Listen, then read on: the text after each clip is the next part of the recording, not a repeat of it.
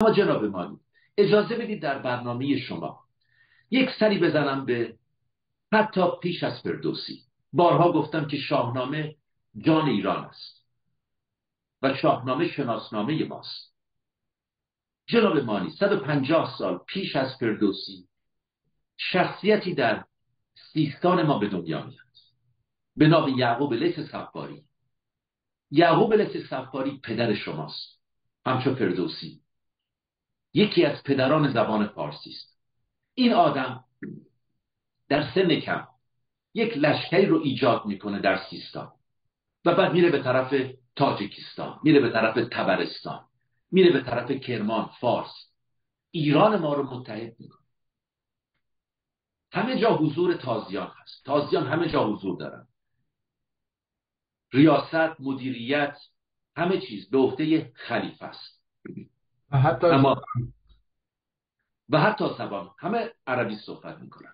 یعقوب لیث اول چاپلوسی رو دوست نداره، شاعری به زبان عربی در متن او سخنرانی میکنه، ایراد میگیره که چرا مداحی میکنی و چرا به زبان عربی، من اون چیزی رو که نمیفهمم نمیخوام.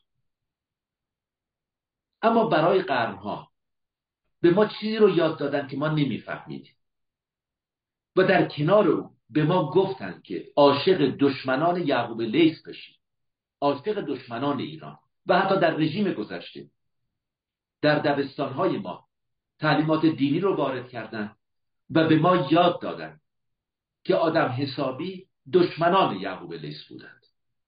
حالا یعقوب لیث چه کسی بود که ما او رو نمیشناسیم؟ اعلام میکنه که هیچ کس حق نداره به عربی صحبت کنه، همه بایستی که فارسی صحبت کنن. جناب بانو، همه بایستی که فارسی صحبت کنن. و این آدم عیار هست، جوانمرد هست، اسب سوار هست، فرهیخته است، عاشق علم هست، علم روست و مردم دوستش دارن. مردم عاشق یعقوب لیث هستن، از صفای او و شجاعت او و شهامت او لذت میبرن، تا اینکه سرانجام دستور میده که باسی که بریم و کارو تمام کنیم. به تازیان، به خلیفه اعلام میکنه که برو به سرزمین خودت، برگرد به حجاز.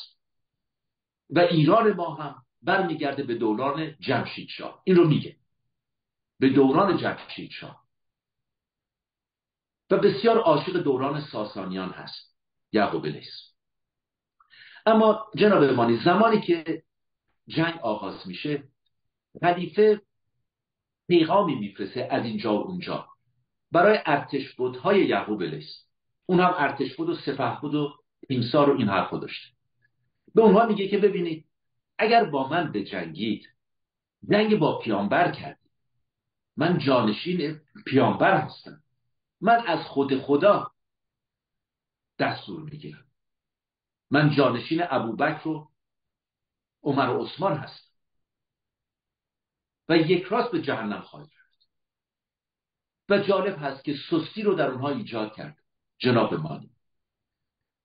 یعقوب لیث شکست میخوره، نه شکست کامل، عقب نشینی میکنه، اما در بستر بیماری است. شما میدونید این یعقوب لیث ما که پدر زبان فارسی است چند سال سن داره هنگام مرگ؟ تنها 38 سال. 38 سال.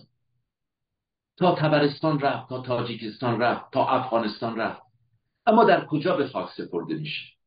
در جندی شاپور.